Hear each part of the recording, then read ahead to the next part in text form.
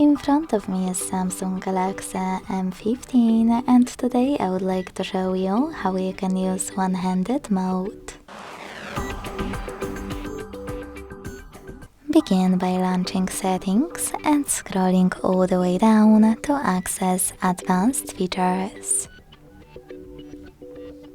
Then click on one-handed mode and use gray switcher at the top to activate it.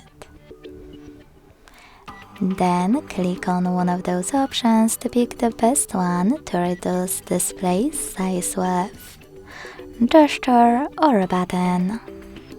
Lastly, follow all of those instructions below your choice. In my case, double tap the home button. As you can see, one-handed mode is on. To resize it, hold one of its corners and drag it. To change placement of it, you can tap on this icon on the left or on the right and hold this line at the top. Then drag your screen. To go back to the standard size one, just click on blurry area. Lastly, to disable one-handed mode completely, use the same no blue switcher.